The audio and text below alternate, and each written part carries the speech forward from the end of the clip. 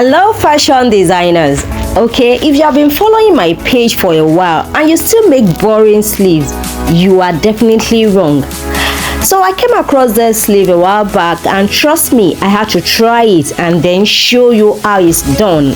I made use of this African print fabric, and I agree it's not really showing all the details like a plain fabric will do, but I assure you it's so gorgeous and you need to try it. And it's one of the simplest sleeve I've shown in a while.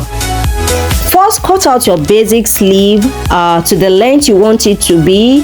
Fold it into four like so to find the midpoint, and from that center point you're going to mark half an inch round. Just create a circle that is half an inch round that point that you have marked, and just trace it out like that.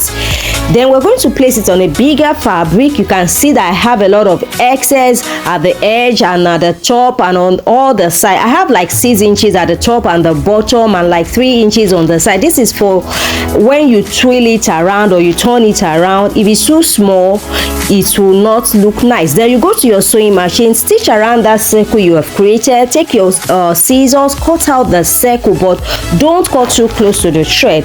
Then you're going to notch all around that circle to give you a perfect finish when you turn it to the other side. And remember, when you are placing your fabric, is right side upon right side and you are stitching on the wrong side. Okay, so this is what we have when we are done. You can see the perfect turning is turning very well. There is no pull. Now we're going to tape the main sleeve down because we don't want it to move at this time. Okay, just tape it down like I'm doing.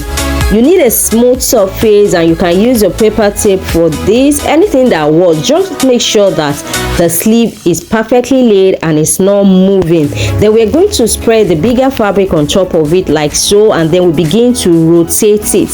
The bigger the fabric, the more you are able to rotate, because as you are rotating, the size will begin to reduce to the extent that it's no longer covering the sleeve beneath, and it has to cover the sleeve. Okay, so I just kept turning it until I could not turn it anymore, because my top fabric is getting smaller and is leaving some of the sleeve open.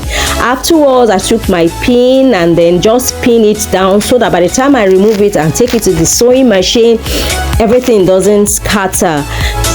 Go ahead and remove the sellotape from the main sleeve, take it to your sewing machine and stitch around the main sleeve. That is, you turn it to the side where the main sleeve is and stitch it. Then we're going to remove our pins and then cut around that stitched area, and this is what we have. The sleeve is ready. You can finish it with a bias tape at the hem, or you can add a band. Then you stitch the side seam and your sleeve is ready to be fixed to your bodies, and this is what we'll have.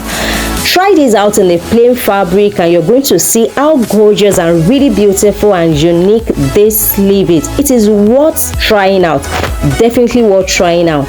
All right then, bye.